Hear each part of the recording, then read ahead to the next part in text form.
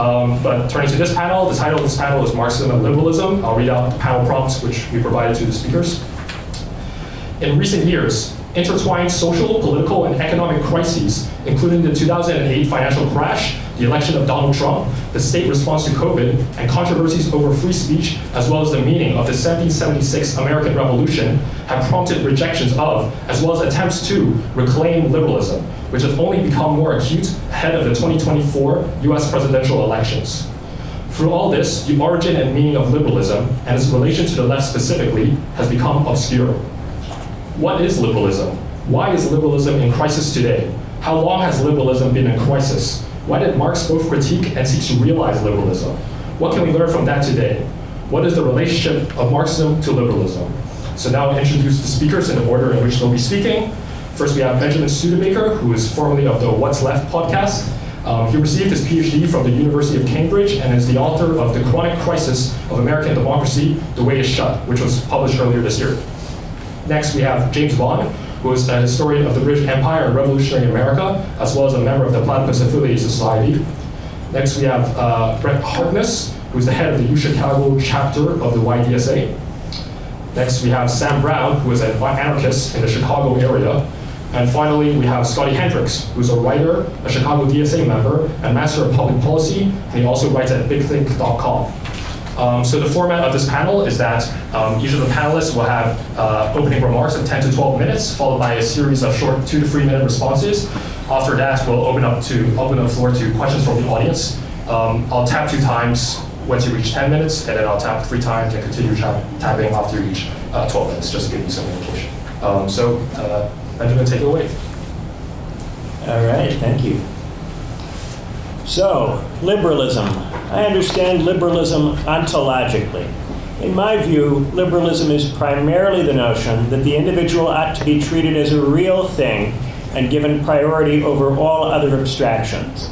Those other abstractions include things like classes, states, gods, values, families, religions, and so on. The liberal takes the individual for granted and insists that these other concepts must be justified to the individual. In non-liberal theories, the individual is not given this kind of lexical priority. Non-liberals will only treat the individual as real when this serves the other abstractions that, for them, are more fundamental.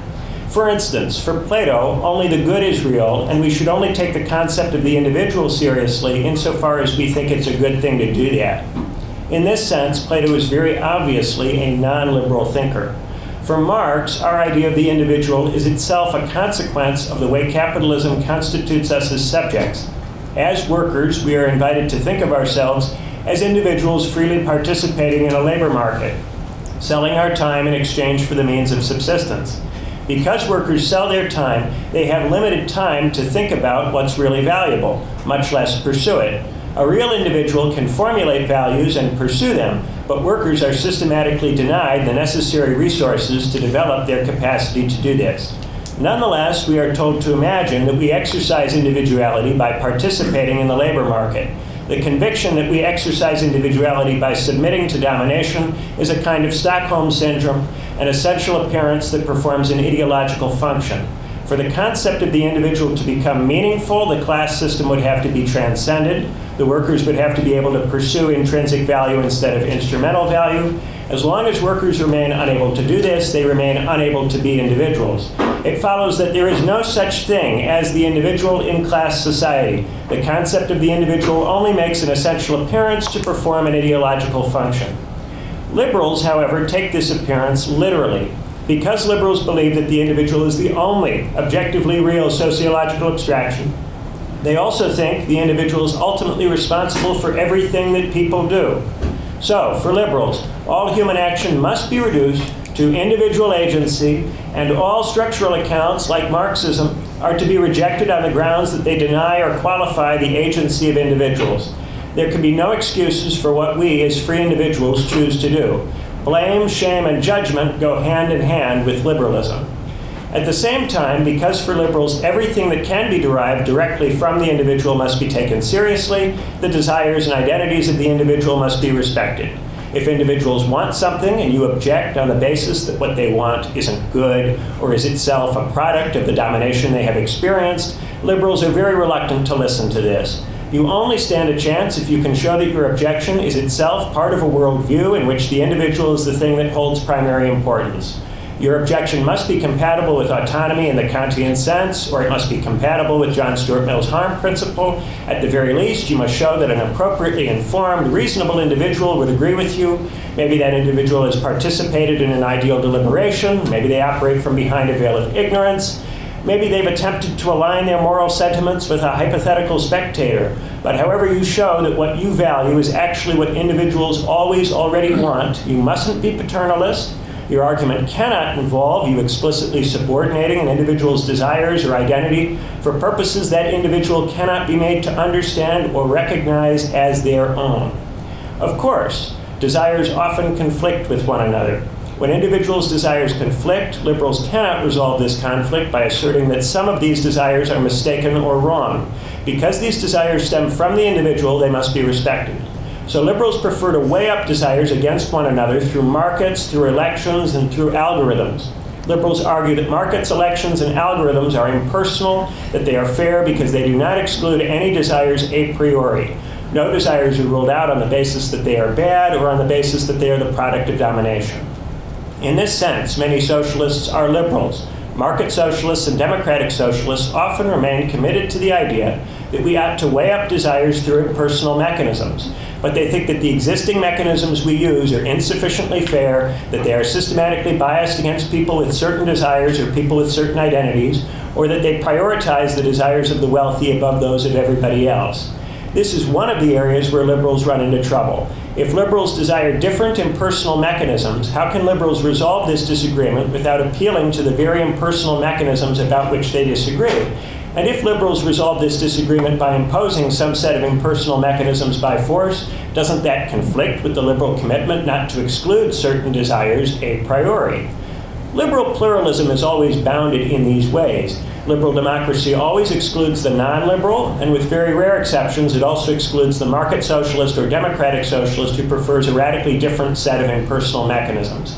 It finds itself in crisis whenever it brushes up against its limits, whenever it finds itself excluding while purporting to include. For Marx, liberalism was useful insofar as liberalism breaks down and dissolves ossified structures based around the personal authority of kings, nobles, and priests. These authorities claimed a right to rule the common people based on a superior understanding of what is good or valuable. But in practice, these authorities were always more interested in sustaining the systems of domination that subordinated the commoners as slaves, serfs, peasants, or wage laborers.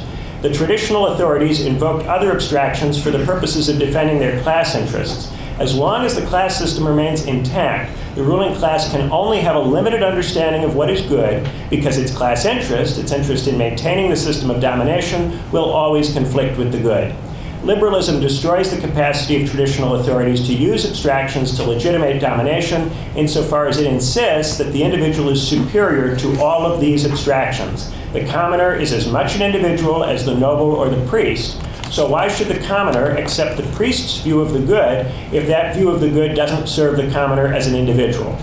But while liberalism can get you out from under feudal elites, it quickly becomes a straitjacket. Once we have the impersonal mechanisms liberals create, a labor market, a democratic political system, and so on, we start taking these systems for granted as the only fair, legitimate ways of determining which desires to satisfy and which to leave unsatisfied.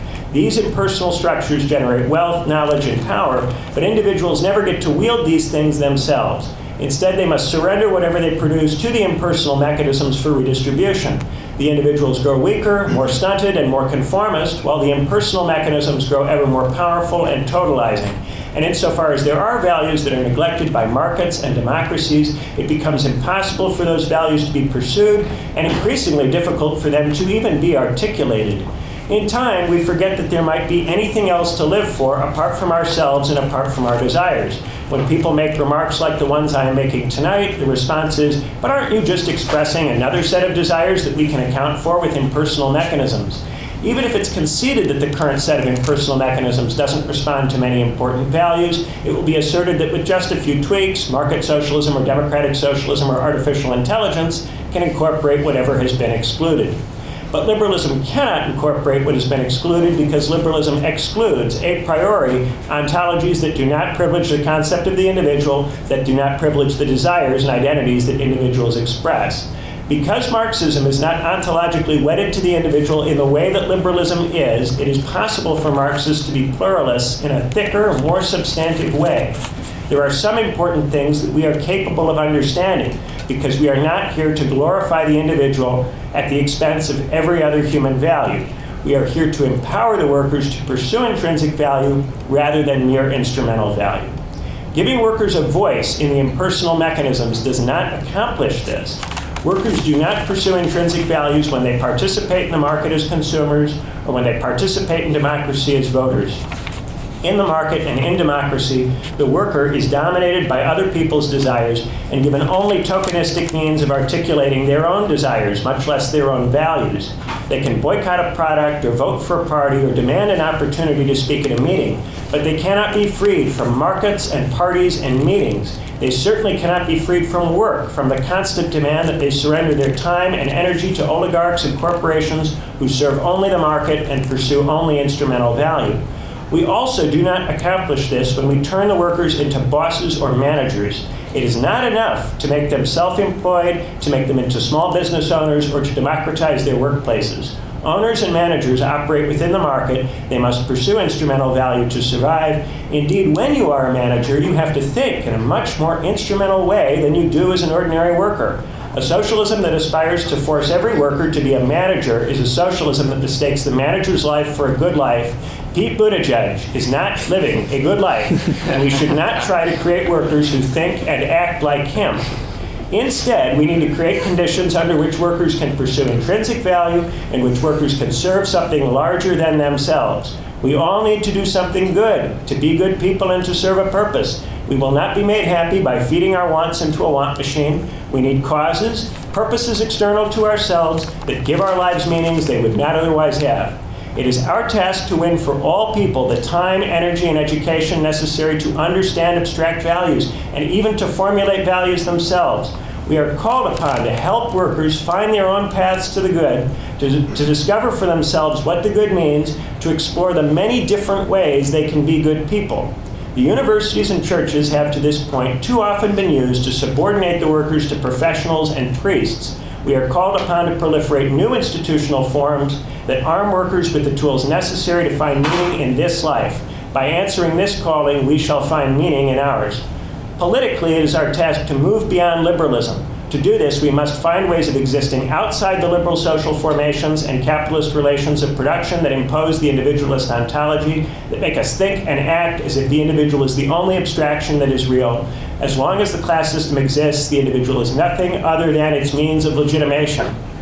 To this end, we must stop allowing the vampiric American democratic system to deplete our time and energy. We must move beyond false hopes and false fears. American democracy is neither on the brink of becoming good nor on the brink of descending into evil. It is already a debased, fell thing. It will go on being wretched until we can invent some other form of politics we truly believe in, a world for which we are willing to die. We must generate something new, something that can prove Fukuyama wrong and make history live again. We must compel ourselves to create new social formations, to understand our values in new ways. Everything that was tried over the last 2 centuries has failed, despite good intentions and valiant efforts. The reformists and the revolutionaries of the 19th and 20th centuries made nothing good that could last. We should embrace the despair that we already feel in our hearts, that we continually bury under false hopes and false fears. Only when we fully acknowledge the futility of the liberal ontology can we begin to move beyond it. It is only when we have nothing left that we are finally forced to choose between dying for nothing and dying for something new.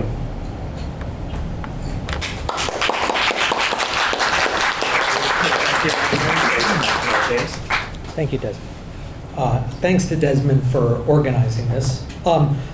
So I'll make some brief remarks, and hopefully in the Q&A I can elaborate on some of the things I will say. Very simply, what is liberalism? I follow here Marx's famous definition of liberalism, which is the practical idealism of daily life in bourgeois society. Now, with so much of Marx, there's a world history in that phrase, and I'm going to try and unpack a bit of it now. Liberalism is the coming into political and philosophical self-consciousness of the revolution of society entailed in the global emergence and proliferation of the social relations of free labor over the last several centuries. To make a long story very, very short, the social relations of free labor began to emerge in the world roughly 5 centuries ago. They had Western Europe at their epicenter. Late medieval Christian civilization in the West went into crisis and collapse amidst a whole series of shocks that I will simply summarize as the Renaissance, the discovery of the New World of the Americas, the Protestant Reformation, the breakup of Latin Christendom, and the age of religious warfare that set in its wake. From all of those developments, there was a bonfire of the customs, the traditions, the habits, the ultimate values or ends of life, or notions of good life, notions of the good life that medieval Christian Europeans had given themselves. And what slowly began to emerge out of that was a society composed of increasingly free and self-determining individuals. That is, individuals increasingly free from relations of overt dependence and direct domination. But they were not simply atomistic individuals. In their free social relations, in their ongoing free social cooperation and interrelations, they composed a whole that was much greater than the sum of its parts, a free society. And in and through that free society, they not only transformed themselves individually and collectively, they transformed the natural world around them. This commercial society or bourgeois society that arose throughout the 16th and 17th and 18th centuries came into full self-consciousness, full self-awareness with the Age of Enlightenment. What was the Enlightenment? It was centrally society becoming aware of itself, that we human beings, in and through our social relations, our social interactions, have always been transforming ourselves, individually and collectively, and the natural world around us. And the Enlightenment aimed that we should do this in a self-conscious and self-aware way, that we should master our ability to transform ourselves individually and collectively and master the natural world around us. This was a world in which eventually, across a whole range of writing, philosophy, natural philosophy, moral philosophy, literature, art, etc., a new conception began to come into the world by the 18th century. You can see it in the philosophy of the Scottish and French Enlightenment. You can see it in the novels of the likes of Daniel Defoe, etc., etc. That new conception of life was there need be no shared or ultimate ends of life. That we don't need to organize our society around a unitary, homogeneous, single conception of the good life. Liberalism is at its core the abandonment of the idea that there are ultimate, final purposes to life, ends of life. Rather, at the core of liberalism is the idea that through our free social cooperation, we can benefit one another and individually and collectively decide and pursue the ends of our own life. Liberalism is the conclusion that there are many, many ways of being human in the world. And the idea at the core of liberalism is to organize a society in which people can collectively and individually decide the purposes, the ends of their own life, and benefit from social cooperation, intercourse, interrelation, congress with one another. We can all sit in this room and benefit from our cooperation, interrelations, and think that one another are going to hell. We don't need, according to liberalism, to share the ultimate ends of life. We don't have to agree on what the good life is. Rather, we can constitute a free society in which our peaceful and successful relations between each other can serve as the basis for all of us, individually and collectively, to determine the ends of our own life. And that was the central goal of liberalism. That was its main purpose. When did liberalism come into crisis? Well, to make a long story short, liberalism came into crisis in the early decades of the 19th century. Why did liberalism enter into crisis? It did not enter into crisis, contra Jürgen Habermas, because it's an unfulfilled project. It entered into crisis, rather, because it's an overripe one. That is, the social relations of free labor, which are the fundamental structuring relations of liberalism, essentially were too successful. They were too successful. The society of free labor so successfully mastered nature that with the Industrial Revolution and the dawn of the machine age, it lost control of itself. Society was no longer master of itself, although it had completely mastered nature with the Industrial Revolution. Bourgeois society, the social relations of free labor, entered into crisis and contradiction. And it was during the early decades of the 19th century that liberalism actually came to name itself as liberalism. Meaning, the term liberalism doesn't actually come into existence until the early 19th century. And it comes into existence when the bourgeois radicalism that had been the long antecedent to liberalism came into crisis. And liberalism essentially gave itself the name liberalism because the bourgeois radicalism that had come to the fore during the late 18th and early 19th century age of revolution, otherwise known as the left, had split into two opposing camps.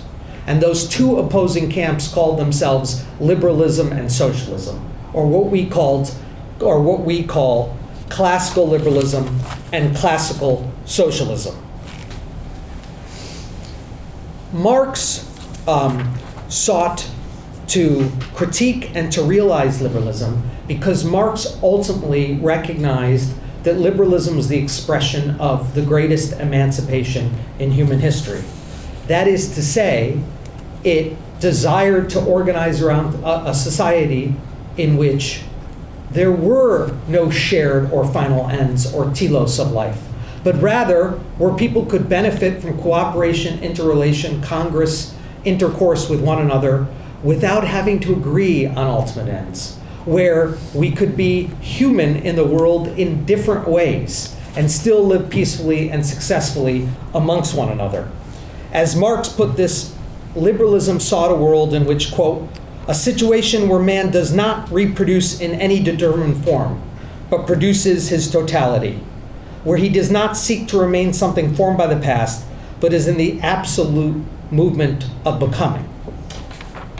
Marxism was essentially born in the recognition that the opposition of bourgeois radicalism into these two opposing camps, or the division of bourgeois radicalism into these two opposing camps of liberalism and socialism, was a sign of a deep and profound crisis of the bourgeois social relations of free labor, that they had essentially ceased to be the means by which people could pursue a project of absolute becoming, but rather had become limits, narrowly confining us within the ceaseless accumulation of capital and the reproduction of bourgeois society in its present form. Marxism aimed essentially to overcome this through the revolutionary politics of proletarian socialism. So in the end, what I will simply say is that the relationship of Marxism to liberalism is essentially that Marxism is the loyal opposition of liberal modernity, meaning Marxism recognizes that liberal modernity has given up the ghost, that it has died, but it nevertheless seeks to capture and achieve the same purpose of liberal modernity by other ends, which is to constitute a free society in which we don't have to agree on the ultimate ends or purposes of life. We don't have to have agreement on final values, Rather, we can benefit from social cooperation with one another and determine individually and collectively the ends of our own existence, the ultimate values of our own life. Hopefully, I can elaborate on these points more in the Q&A. Thank you.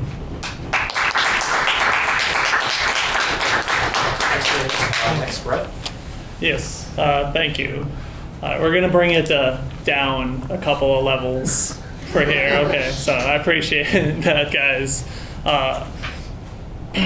I'm going to bring it to a little bit more of a personal note because I think that is the experience that I have to bring forward here. I'm relatively new to the socialist movement as a whole and Marxist movement. I'm not a professor. I'm a third-year undergraduate student here.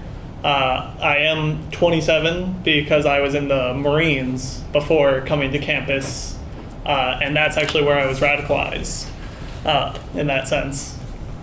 I come from a small town in northern Minnesota, just over 100 people, about a percentage point of the population, and I escaped that rural isolated location through joining the military. From my perspective, something that was just a way to benefit from our government's beneficence. They give you stuff in order, in return for signing away your freedom for a period of time. That's really what it is. You go and you lose your freedom, you lose your autonomy, they brainwash you for an amount of time, and then you have all these benefits at the other end. Like now I'm going to college for free. And in my case, it has actually kind of worked like that, though in many others it's much more of a unfair deal than it might seem at first. And that has given me an interesting perspective on how we operate with one another and things like autonomy and well-being. And I personally felt more free than I ever had when I had the least actual legal rights, when I had money in my pocket and a healthcare system that would treat me regardless of whether I could pay. I mean, I didn't have to pay for it at the time. I didn't have the freedom to choose where I lived or what job I did necessarily. I mean, there's a merit system of deciding what you go into. I was actually in the military intelligence, so sorry for all that to everybody. Yeah, and I actually became radicalized over YouTube. Zoomer enough for you. I watched video essays and streamers and all of the cringy things you might imagine, and that got me to thinking that there were other possible systems that could work than the one that we were operating in. I also was an embassy guard, so I went around the world. The first place they stationed me was in Mali, which, if you don't know, is in West Africa. It's a desert country, and I noticed that the embassy always had green grass, which is something. When the city water is polluted and it doesn't rain for months on end, the embassy always had sprinklers going every day, no matter what, the United States Embassy. And I would see the people on the streets, and I didn't feel immensely bad for them. I didn't feel like, that this is, what a horror this is. It's just, I had that thought abstractly, but you can't live that way. You can't operate in a way day to day realizing the amount of privilege that you have over other people because of the place that you've been born into, the things that you do. And so that just manifested abstractly in my mind as I moved from place to place. And as I got out of the military and applied for college, U Chicago was just the one I happened to get into, and offered me a free ride. So I came here, and I realized after doing research, I'd heard of the University of Chicago vaguely, but the place that U Chicago stands in terms of Western hegemony and global capital is stark. It's the university that gave birth to Milton Friedman and the advisors to Pinochet, the dictator in Chile, and all of these different theories about how the world operates that justify our mode of production and abstraction from the rest of the world. And honestly, it's all still very vague. I haven't had the time to research everything to the degree where I can say confidently this part of capital motivates this bit of exploitation, this bit of degradation of this other part of the world, or indeed our part of the world. I can't even say what all of the different factors are that cause, my family and those around them to be in states of poverty in, the rural backwoods of the United States. But I know that we have enough resources to go around. The United States produces enough food to feed the entire world. I'm pretty sure somebody might fact check that statistically. We produce at least like 3 times enough for ourselves, and probably more. And like the other gentleman said, the ability to produce, to go after your own ends, this sort of negative freedom that liberalism is based on, does seem to be failing, and that comes from people not having the positive freedom to pursue those ends that they desire. And Marxism, for me, is a lens of analysis to look at the world and see what the physical capabilities are that are limiting people from pursuing those ends. Without Marxist analysis, we will have idealism and other forms of non-consequentialist theorizing that just don't seem to get us fully there. My hesitation, however, is that at times individual Marxists, like people I've met, people I've worked with, engaged in praxis with, can see things a little bit too myopically, a little bit too through the lens of like there is no room for the ideas people have really affecting like behavior in any large way. And I'd be interested to discuss later what maybe that means and how that works when it comes to this panel. But I've probably got some disagreements with some of our more knowledgeable guests, so we'll see if I can be educated in that manner. And then, yeah, the crisis of liberalism. It definitely does seem to be in crisis.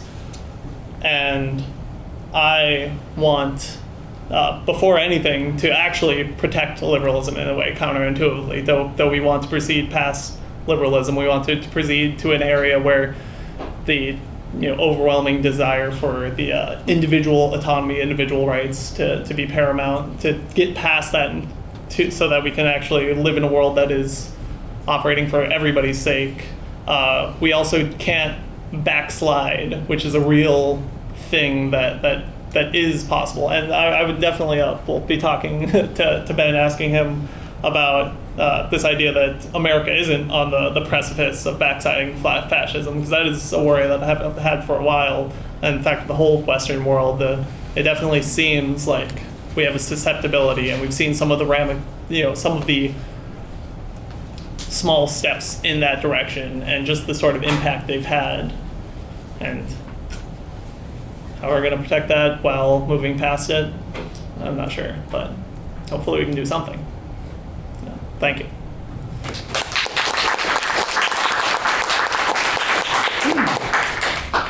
Hello. Okay, I'm Sam. I've prepared about 3 pages. I think I'll get through it in about 12 minutes. Liberal doctrine crystallized over several centuries from within the confines of ancient despotic power. At its very best, its dream is a pale, faint reflection of free life, for this is what such men were capable of conceiving, mired as they were, and as many still are, in the habit of deference to authority. At the time of its flourishing, it considered itself the center of the world, the beacon of enlightenment, and the last word on human social life and morality. Thomas Jefferson's ideal of home decor included a portrait of Francis Bacon, Isaac Newton, and John Locke together on the same canvas, that they, quote, may not be confounded at all with the herd of other great men. So, experimental science, calculus, the laws of motion, and the moral philosophy of Locke. But Locke, like all political thinkers, however they style themselves, was not a scientist engaged in dispassionate observation. The two treatises of government were ideological weapons in a worldly political struggle of the English Parliament against the absolutism of the House of Stuart and the primacy of the Crown generally. His own father had been a parliamentary cavalry captain in the earlier Civil War. That was liberalism in its heyday, the justifications dared by a burgeoning class of men in Europe who drew their claim to prominence from the towns rather than the countryside, and from their wealth and professions rather than their coats of arms and family names. This underlying friction long preceded Locke in the form of the Reformation and its horribly brutal wars, and his treatises were far from the first to be deployed against the traditional order. This epic of liberalism drew its force from the negation of basic assumptions about political life which had wide currency for millennia in most of the Old World. Its proponents, the rising commercial and professional class, drew their arguments from their own traditions and from their interaction with the stateless people they encountered on this continent, both directly and as the object of generally ill-informed but often adulatory philosophical speculation. Consider Jefferson, who wrote in a letter to Madison, "Societies exist under three forms: one, without government, as among our Indians; two, under government wherein the will of everyone has a just influence; and three, under the government of force. It is a problem not clear in my mind that the first condition is not the best, but I believe it to be inconsistent with any great degree of population." This vanguard liberal dreams dimly of anarchy, an anarchy already embodied in his own mind by this vast island his new state was starting to mercilessly devour and to remake in another image. But Jefferson's occasional reverie was not the mainstream opinion. It wasn't even his own opinion. Liberalism always spoke of men, but it served mammon. The New World Order wasted no time in putting down recalcitrant citizens, including its own Revolutionary War veterans, the same way it suppressed the natives. And while abolitionists proudly quoted the self-evident truths of their country's founding document to support their cause, millions of slaves would not see emancipation before a cataclysm which flowed less from liberal ideals than from a tectonic rift in economic interests. What is liberalism? It is not, as liberals and Marxists believe, a kind of advanced stage or enlightened condition which history must pass through. Those who cling to the needs of history in this way simply conform to an ancient habit of denying their own freedom and their own agency, not to mention that of others. Liberalism is one form of an incomplete decomposition of the age-old principle of state authority. Fearing to take the last leap of embracing freedom itself, it proposes the chimerical utopia of a freedom-embodying state. Put another way, it is the doctrine of the loosening of chains, which will even put people in chains for the sake of loosening them. All of its struggles and controversies are of two basic kinds: which restrictions to ease or rights to afford, and on behalf of whom? What are the rights and limits of political personhood, and who is a political person? And it was never to be settled by the best argument. Its struggles have always played out in the shade of monumental power of extreme wealth and the organized violence which protects it. The essence of that power in the modern era is the exclusion of the majority of the population from the means of sustaining their lives. So long as this deprivation is enforced, that is, while the limits of property are binding, dependence is guaranteed, and practically all other chains can be provisionally loosened. Socialism was the growing awareness of the real nature of this problem. Initially, it followed the same lines as liberalism by advocating new rights to overcome the power of concentrated wealth, as Thomas Paine proposed in Agrarian Justice, and as Thomas Skidmore propounded in The Rights of Man to Property, to take two early but hardly popular examples from this country. But socialism had more mass appeal in Europe, which lacked the frontier and the opportunity it provided. In France, the masses had been used as cannon fodder in the attempt of the professional and commercial classes to secure a liberal regime, which immediately turned its guns back on the working class quarters and was itself overturned by a new emperor. They were simultaneously hung out to dry in Germany by its own liberal Republican phrasemongers, who had even less success. The struggling masses were coming to realize, through bitter and painful experience, that they could not depend on these liberal revolutionaries, who were, at bottom, the party of property. The class struggle was articulated as a cause of its own, which cut across state borders. I said before that the liberal cause had long been upheld by two broad classes: commercial and professional. Merchants and industrialists on the one hand, whose power was based on their property, and on the other hand, intellectuals and specialists, lawyers, journalists, professors, and the like, who lacked capital, but who by their education and profession won some level of security, and who, thanks to their advanced literary skills, were often the most prominent exponents, propagandists, and theorists of the cause. These professionals and intellectuals increasingly rallied to the socialist cause and made it their own.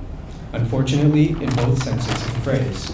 Many were passionate and uncompromising advocates of equality and lovers of liberty, but all too many, consciously or unconsciously, saw a field ripe for their personal advancement.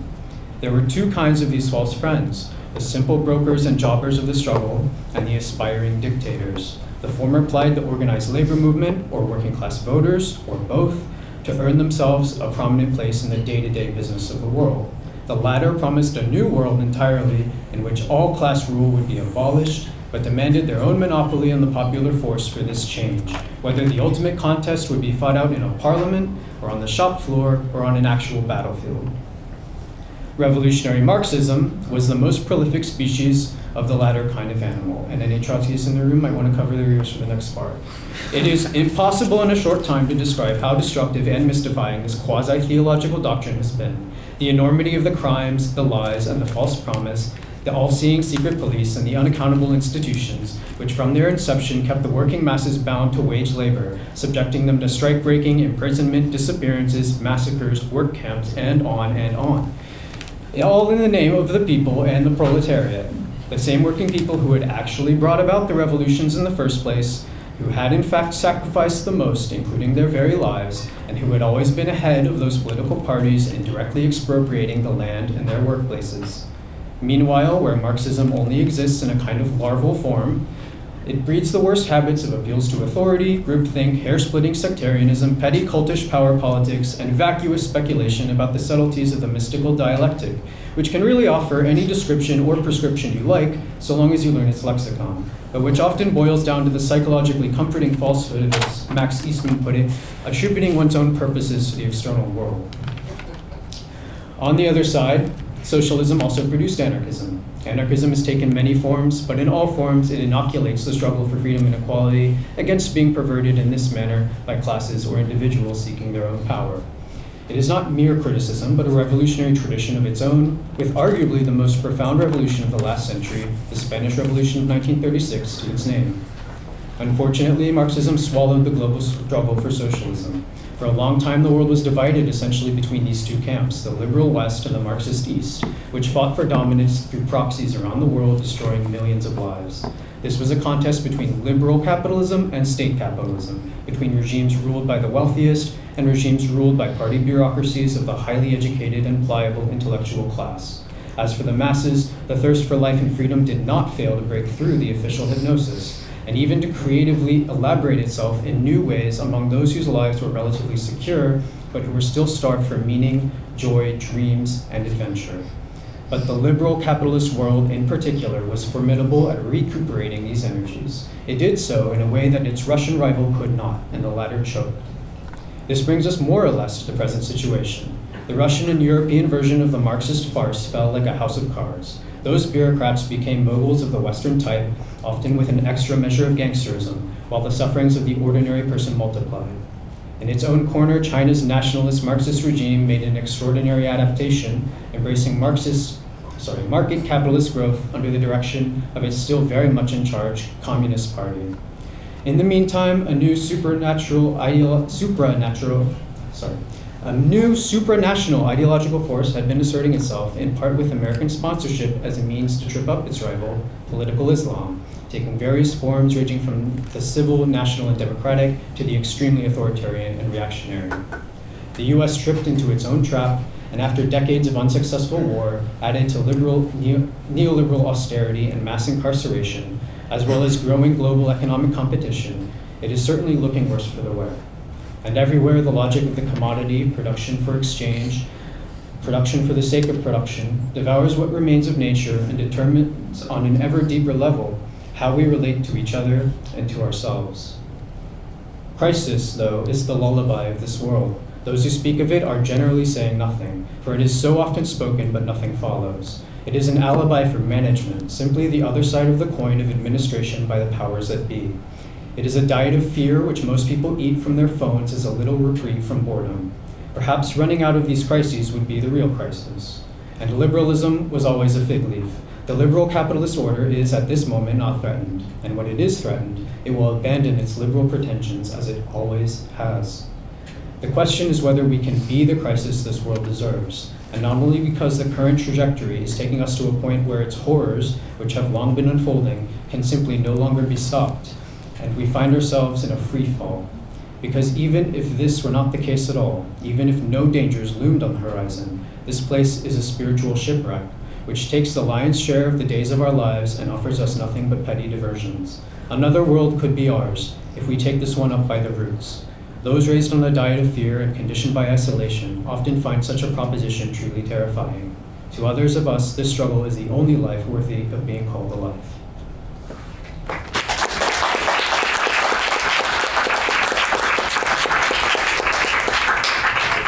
Scotty? Hello, everybody. I should say before I begin this, two things. First, I think I figured out why I'm on the far right from the audience perspective. And number two, I studied philosophy as an undergrad, and philosophy is an interesting field in that it's about the only one where you can go around saying, oh, I disagree with this person on this, I disagree with them on this, and then end the paragraph by saying, what a once-in-a-generation genius they were, aren't they fantastic? So I'm going to say some things about Karl Marx, but I should also follow it up with, I think he was right about a lot of things, but I'm perhaps going to be a touch harsh, but I would like that to be kept in mind. So I should say I relate to Marx in regards to socialism in the same way that I relate to St. Paul in regards to Christianity. It's extremely difficult to discuss Christianity without running into St. Paul. It's something that he said or interpretation he had, but he is not Christ. And in the same way, it's very easy to run into Marx when you're talking about socialism, but he's not necessarily the only person in the field. And this is not to say that St. Paul had nothing to say. This is not to say that Karl Marx had nothing to say. But I actually arrive at my sympathies towards socialism through liberal philosophers. You can laugh at that line too if you want to. And the entire history of liberal thought includes people popping up left and right, mostly left, who are questioning the concept of private property. Rousseau, who is usually thrown in with the liberals, personally I think there's some debate on that, was questioning the concept of, do we need private property for a free society in 1755. John Stuart Mill, who is justly thrown in with the capitalist economists, wrote in 1848, the same year as the Communist Manifesto was published, that an economy based on worker cooperatives would in fact be far superior to an economy based on traditional capitalist economic ownership models, and that this was probably going to come about at some point in the distant future. Neither of these people had read the Communist Manifesto yet. More recently, Bertrand Russell, who had his critiques of Marx and Lenin after he met him, advocated for a liberal socialism his entire life, or rather the last part of it.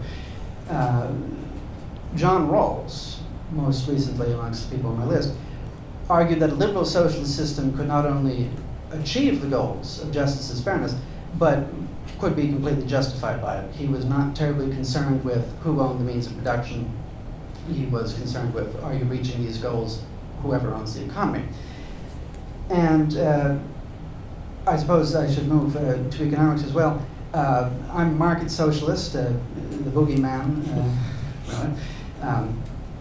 There are a number of market socialist economists who fully admit that Marx says we're not supposed to be able to do this. To fully put on the liberal costume, one of my favorite market socialist economists is Franklin Delano Roosevelt III. Yes, the same family. So I should take a moment to explain my critiques of Marx. Again, I actually like the guy, but he makes a number of predictions based on his theoretical foundations, which simply did not pan out, and I think we have to be honest with ourselves about that. It seems very clear to me that Marx and a number of the other adherents to the philosophy thought that the world revolution was going to happen either within their lifetime or that of the people then living.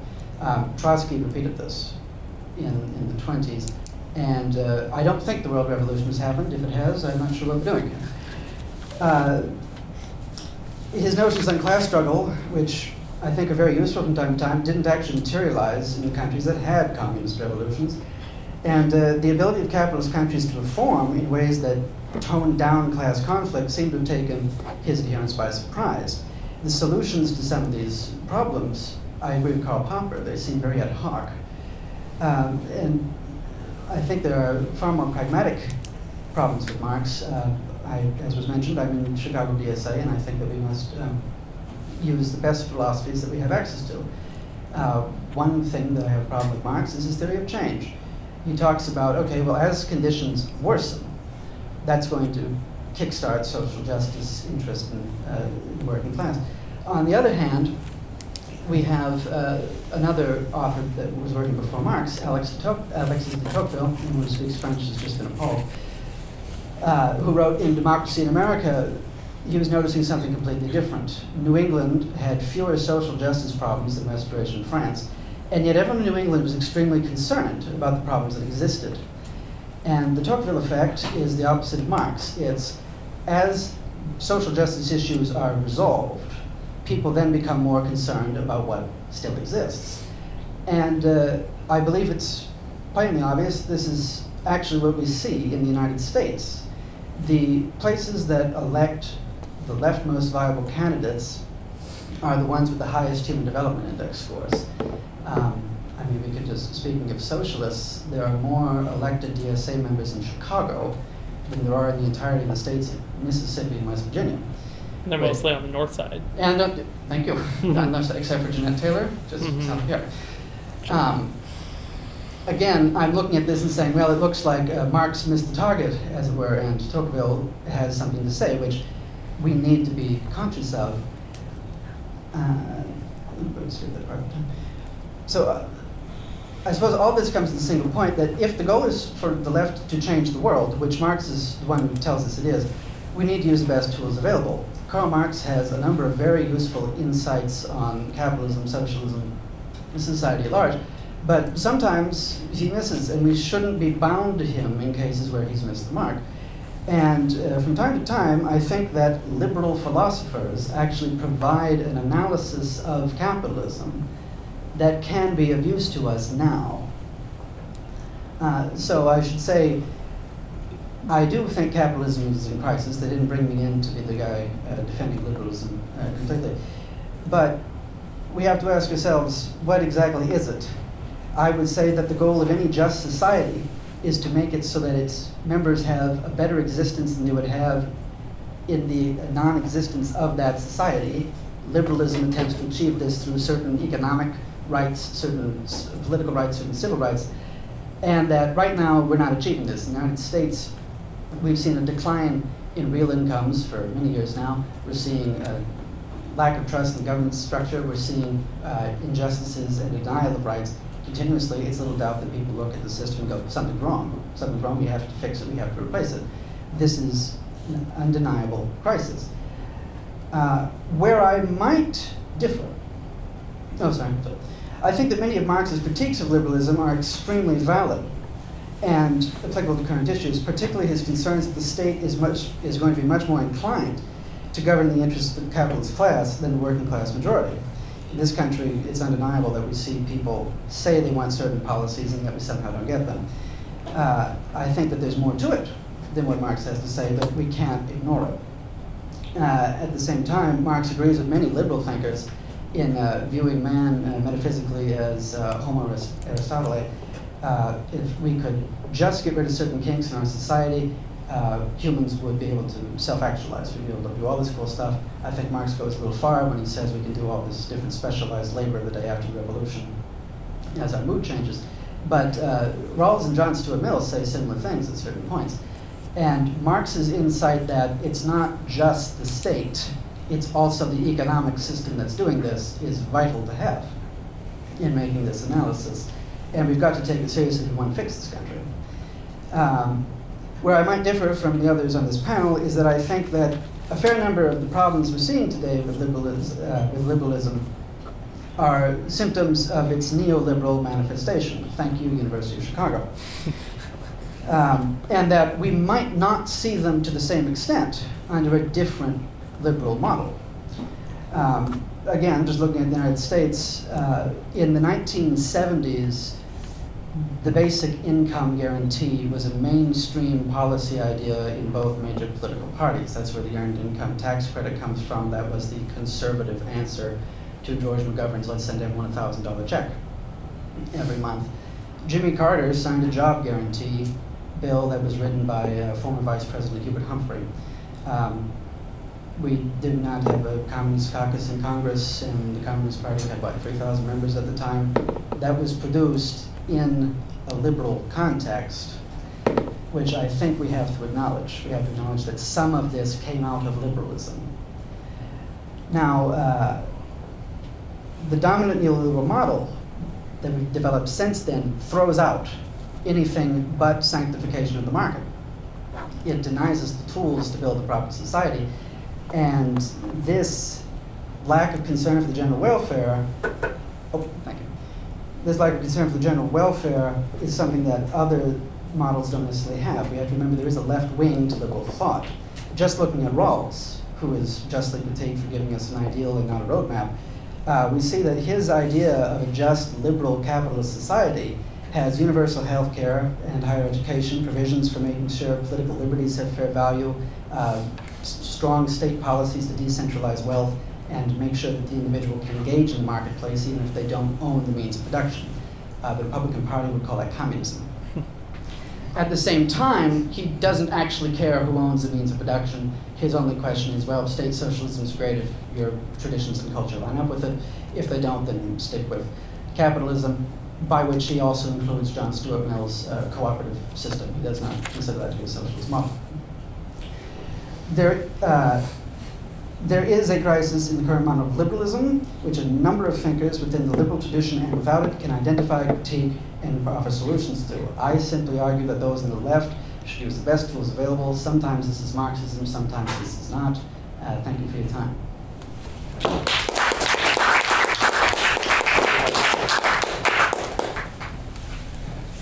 Thank you. Thanks to all the speakers for their opening remarks. Now we're moving into short 2 to 3 minute responses. Again, I'll tap once in 2 minutes, or tap twice in 2 minutes, tap 3 times in 3 minutes. Sorry to keep it short, just so we can get to Q&A. But I just want to give some, framing to maybe some of your responses. You can take it or leave it. It seems like we have different conceptions of freedom here. I think Ben was emphasizing the good life. James was emphasizing the society. I think Brent also talking about your personal experiences in the army. So I just wonder, what would you consider your concept of freedom? And do you think it's desirable to, or is the biggest priority for Marxists or socialists to pursue freedom? Okay, I'll try not to go on too long because I think you guys will have good questions and I hope that we do get a lot of them. I'll just say that I think in general, we spend too much time, we in general, because I don't want to blame or shame anybody individually. After all, what is the individual anyway?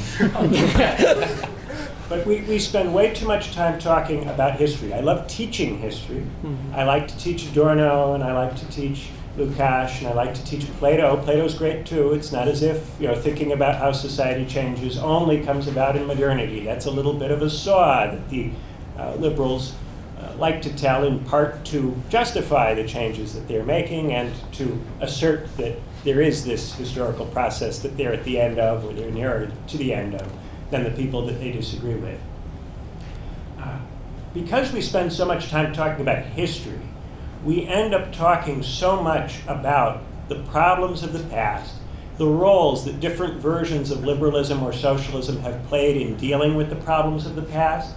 And the effect of all of this is to give us the consciousness of people stuck in the past. It's to give us the consciousness of 20th century people or 19th century people in a context that no longer resembles the 19th century or the 20th century, where the techniques that were used to not enormously great effect in the 19th and 20th centuries, those techniques will be even less useful now, even more ineffective now than they were then. But because we talk about history all the time, and we talk about all the dead theorists all the time, we are not able to get creative and innovate and move on. And the function of Marxism is to say, okay, what liberalism did, whatever it achieved, it's run its course and it's ossified. We now have to move beyond that. We have to think beyond that. And if we start with some kind of return liberalism that is focused on the post-war era, or focused on the 19th century, or focused on the 18th century sometimes in some cases, depending on who you talk to, these versions of return are, I think, much more dominant in society than any kind of medievalist trad returnism. And the fixation on the right becomes a way of preventing us from thinking about how to move forward. If we think that the right is going to take us back somewhere, then we fight the fight that people back there fought. And that means we don't generate anything new, which means we have nothing to say. It means we're irrelevant. In every new crisis and in every new situation, we try to fight old fights, and we are actually, in many cases, the most conservative force in the room, because we are constantly going on and on about what liberalism used to do or what liberalism did for us. It may have done those things, but it does not do us any good to emphasize that anymore. We have to go forward. We have to get beyond. Thank you, Ben. I'd like to address the question of liberal emancipation as an illusion. It is perhaps an illusion. We have to be open to that. But Marxism did not think it was an illusion. Or I should say rather, classical Marxism did not think that it was an illusion. Obviously, after the failure and defeat of world socialist revolution in the era of World War I and the Russian Revolution, and the consolidation of Stalinism and state socialism, Marxism became a legitimating ideology of a set of existing regimes, as Sam eloquently talked about in Russia and Europe. And in that context, Marxism recast its relationship with liberalism. That is, Stalinist Marxism said that liberal emancipation was essentially a mask, a cover for the assertion of a specific or particular class interest, the interest of a rising bourgeoisie that unfolded a flag of universalism, of universality, of liberty, equality, and fraternity, only to assert its own specific class interests. In the wake of such a transformation of Marxism's understanding of liberalism, there have been any number of elaborations of this idea on the left. That is, while it was Stalinism that really consolidated this Marxist understanding that its relationship to liberalism was to point out that liberalism was an illusion, that it was no emancipation whatsoever, merely the assertion of a particular class interest, the left has only continued in its utter uselessness, its utter lack of any kind of real practical purchase on the world, to elaborate these types of views. That is, liberalism has come to be understood to be a mask of patriarchy, a mask of heteronormativity, a mask for colonialism, for imperialism, white supremacy, what have you, right? All of these things share the idea that liberalism and its emancipation is illusory, that it is simply a cover for the assertion of particular concrete interests of one sort or another. What immediately springs to mind, I'm not going to do it justice, is the closing of Michel Foucault's The Order of Things, where he talks about the myth of the liberal subject, the liberal individual on the beach, right? It was like a face drawn in the sand, and now finally the waters are overwhelming the beach, and this face of liberal subjectivity is finally being, washed away by whatever epistemological shifts are going on in the world. The point I'm trying to make is that the left once absolutely believed in the idea of human emancipation, that this did happen, right? That this actually took place, that it wasn't an illusion. But society, right, did not seem to, in fact, be emancipated.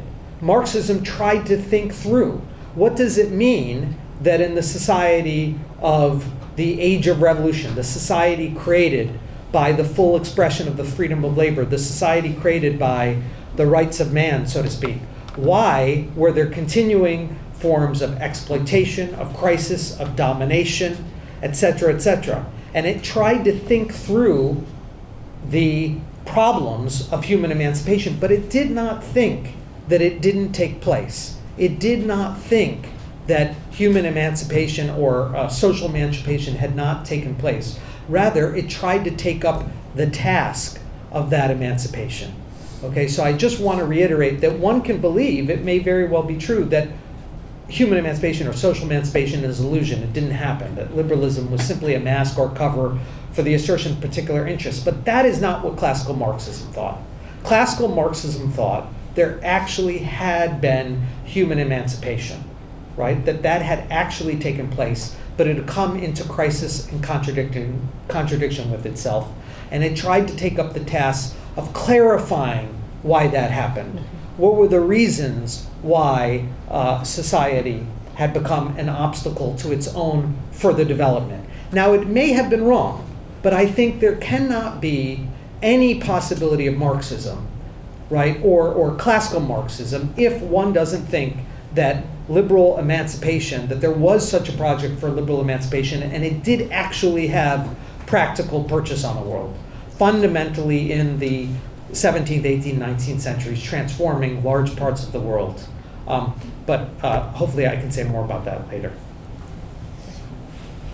Yeah, I really appreciate your question, Desmond. I was actually thinking along the exact same lines of people, definitions of freedom being important for these sort of foundational concepts, as well as questions of ethic, in that we are all here advocating some sort of ethical framework as well as on top of or before economic frameworks or historical frameworks, which I think is important.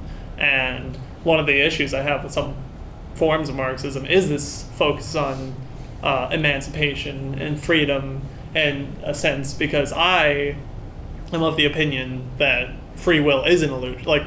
Free will in itself is an illusion. So any form of emancipation, in some sense, has an illusory character. But despite that, it is still very important. The illusion of freedom, as in the sense that one is free, is a very important thing to maintain in society from a utilitarian perspective. I'm some flavor of utilitarian. So I would consider that there are two reasons to pursue sorts of negative freedom as a goal. One is being the systemic reason, in that like when people have autonomy, like the ability to act autonomously, that has beneficial like economic outcomes as far as game theory sorts of things. They can pursue their own ends mechanically, that a society with autonomy outcompetes societies without autonomy. And then the other thing would be the end in itself of the feeling of freedom, which is not actually created by any sort of inherent like force. Like there is no inherent freedom of somebody being unconstrained in a desert somewhere. It's only the idea that one is free, which part of it does come from my personal experiences with freedom. It was the Marines, by the way, not the Army. Different group of murderers. All right, you can get. But yeah, the feeling that you are free is important. That's something that I think we should try and maintain as a society. Make people at least be able to feel they're free. Also, be free in a meaningful way as far as like accountability of governance, like shortening of power hierarchies. The distribution of power across people would have a secondary effect, that there would be like this sort of autonomy that comes with that, or it's like necessitated upon that. But that like there's no fundamental freedom at the bottom of it that is a goal to advocate for as an end. I would say like other like positive mental states, or like the feeling of freedom is a good thing, and like other good feelings are to be weighed against that. But that's my standpoint. Yeah, so first thing I'd like to say is that I'd like to reiterate that the idea of liberalism is this sort of necessary stage, or this sort of emancipation that had to happen or had to be articulated, that we have to move through, is really false. In fact, I would say that Locke himself is actually a better view of freedom than that. He actually has a better idea, because I read the second treatise, the government, before this, just to like sort of get an idea. He's actually pretty interesting because he recognizes kind of the same way that Rousseau does that men are born free and everywhere they're in chains. As in, like, the original condition is freedom. You are a free person. The state of nature in Locke, it's not like Hobbes. It's literally what is everywhere underneath everything. Before we get to the state of government and so on, it's like we are already free. We are born that way, we are that way, and for one reason or another, we give away our freedom to this or that power. Now, this is pretty much like it was here in this area, this Illinois country, a few hundred years ago, with the stateless people who lived here. When Europeans showed up, French people trying to like govern the natives who lived here and like integrate them into the fur trade and everything, were trying constantly to enforce the French idea of laws, meaning like, oh, somebody murdered somebody, well, there's a capital punishment for that. You gotta kill them. So you're the chief guy, right? You're the tribal leader, right? We need you to get this guy, like, you kill him, we kill him, like, those are the laws. We have laws. And they just assumed that, like, people follow their king, obey their chief, like that there's a state authority that everybody acknowledges somehow. No, doesn't work that way. People were free, straight up. They did not like conform to these laws whatsoever. If you wanted to like solve a murder or something, it happened quite differently. And I mean, think of like, okay, so I mentioned Jefferson, right? How he said that he didn't think that this sort of stateless condition without government is compatible with a large population. I mean, he was wrong too.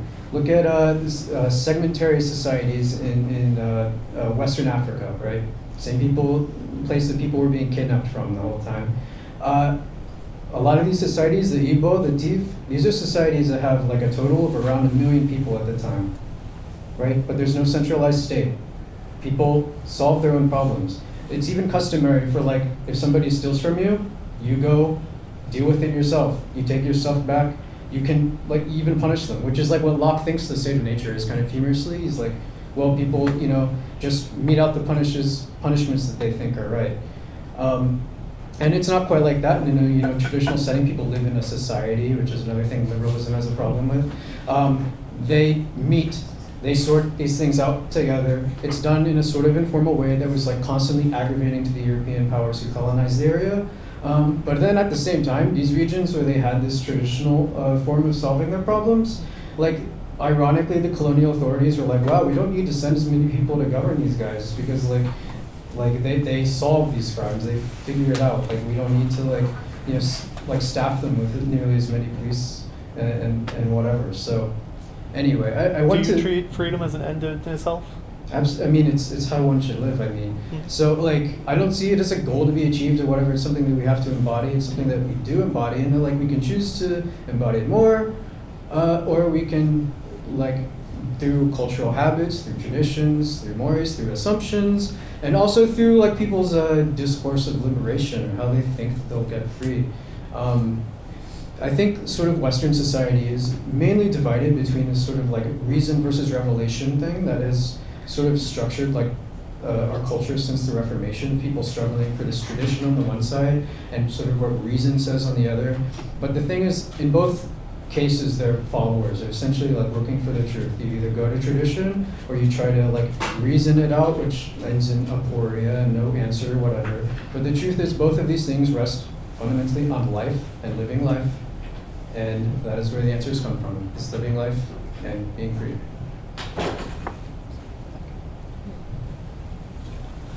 So in the interest of time, I'll keep my answers short. I myself am sympathetic to the notion of positive liberty, in that the real important thing is, okay, what can you actually do? For large portions of human history, I understand why negative liberty was what was desired, just keep the state off my back. But I am much more concerned with what you can do. I think one of the best critiques of liberalism there was, and I can't remember who said it, was the law is just. Neither the rich nor poor may sleep under bridges. Anatole France. Oh, thank you. Not sure if you heard that. We'll be later. So I am very very concerned with the question of, okay, well, what do you actually have the capacities to do? And I'll cut through time. Keep that one. Okay. So thank you. Thanks so much for the speakers for those responses. Now we're moving to Q&A. If you'd like to ask a question, just raise your hand, and then I'll pass the mic to you. Keep your questions short, and we prefer it in questions rather than statements. Probably keep it around 2 minutes at maximum. Is this working? Yes. You guys can hear this? Okay. A question, especially for Benjamin and James. There's a kind of interesting dialogue or tension here. And just to kick off our discussion, I'd like to try to deepen it a little bit. It seems to me that potentially, James, there's a subtext to your argument, which is that there's a kind of eternal recurrence of liberalism in capitalism, right? That part of what it means to say bourgeois society came into contradiction is that discontents, aspirations, demands will continually be raised in the form of liberalism. And so, Benjamin, I'm curious what you think about that, because you characterized us as being at risk of sort of being totally anachronistic, appearing out of time as just preoccupied with this, 17th, 18th, 19th centuries, which makes a lot of sense, except if this notion that discontents in capitalism continually take a kind of liberal form is correct, then in fact maybe there is a kind of timely character to these preoccupations that would otherwise seem historically antiquated. So I'm curious what you think about that, but also to put a little bit of stress on you in this, James. We might wish that there were hundreds of thousands or millions or tens of millions or more people with a consciousness like Sam's that would stridently demand their First and Second Amendment rights, and be totally unwilling to. Okay, maybe not. All right, I gave you a little too much credit as a raw anarchist, making some assumptions here.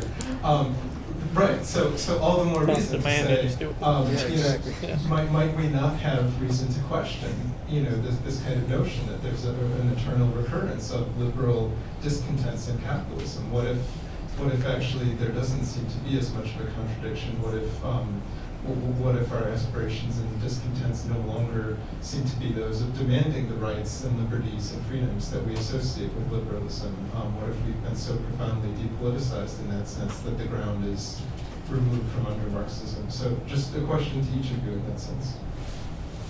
Yeah, it's a good question. I would say it would have seemed for a very long time that all complaints under feudalism or under medieval society took a particular form.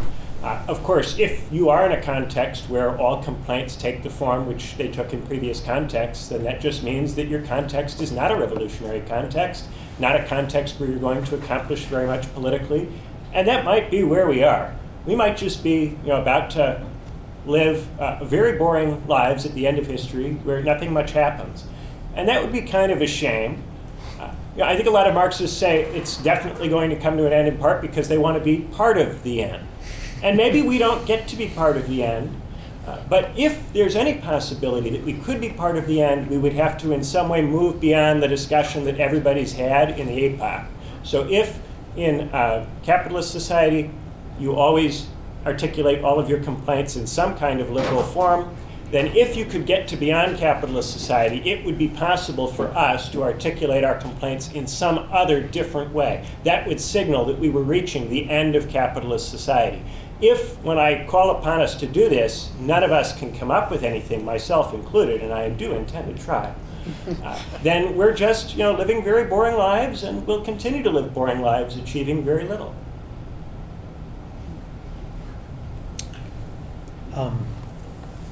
I would say probably a tension. You pointed out a tension between Ben and me.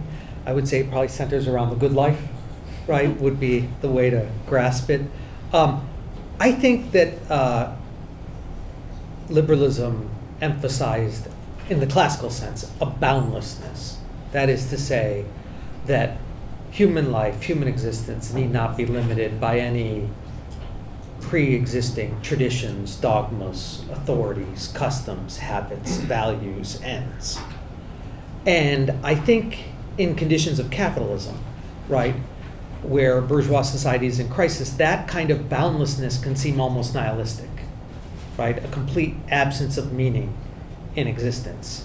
And I think that a lot of the left has become conservative and reactionary, meaning wanting boundaries, boundedness, ultimate values, a restoration of the good life, social justice, an ethical framework, et cetera, et cetera. Whereas I think Marxism, took up that mantle of liberalism about embracing the boundlessness, not embracing a meaningless, but embracing an idea of an ever-recurring, ever-expanding project of collectively and individually setting the course of our own existence, determining the restraints and limits, the laws by which we lived. I guess I would say, if I understand your question properly, Ed, it's what if discontents stop taking liberal forms, right? Is that my understanding correctly? I mean, of course, there can be discontents that take liberal forms, but I still would say that